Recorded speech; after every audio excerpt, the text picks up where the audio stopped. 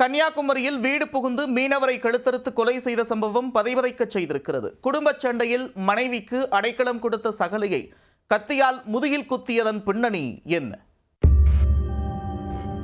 கன்னியாகுமரி மாவட்டம் குளச்சல் அருகே கடியப்பட்டணம் பகுதியை சேர்ந்த தம்பதி ராஜன், ஜாஸ்மின், லலிதா. இந்த தம்பதிக்கு 3 குழந்தைகள் உள்ளன.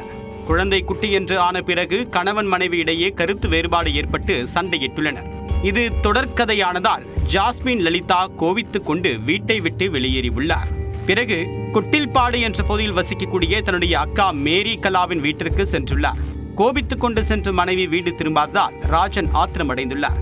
இதையடுத்து மனைவியின் அக்கா மேரி கலாவின் வீட்டிற்கு சென்ற ராஜன் தன்னுடைய மனைவி ஜாஸ்மின், லலிதாவை அழைத்துள்ளார்.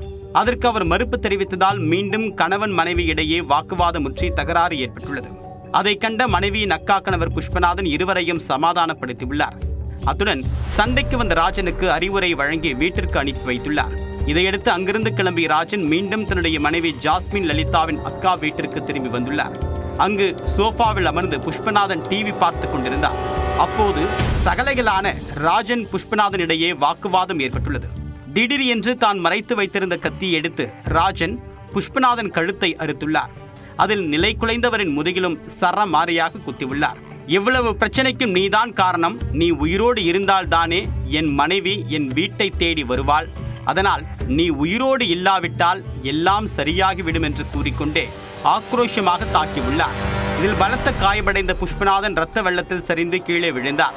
அதை பார்த்து அதிர்ச்சியடைந்த அவருடைய மனைவி மேரிகலா மற்றும் அக்கம் பக்கத்தினர் புஷ்பநாதனை மீட்டு அருகில் உள்ள தனியார் மருத்துவமனைக்கு கொண்டு சென்றனர். அங்கு பரிசோதித்த மருத்துவர்கள் அவர் ஏற்கனவே இறந்துவிட்டதாக கூறியுள்ளனர். தகவல் அறிந்து வந்த குளச்சல் போலீசார் உடலை கைப்பற்றி உடற்கூராய்வுக்காக ஆசாரிப்பள்ளம் அரசு மருத்துவமனைக்கு அனுப்பி வைத்தனர். இது தொடர்பாக புகாரின் பேரில் கொலை வழக்கு பதிவு செய்த போலீசார் ராஜனை கைது செய்தனர்.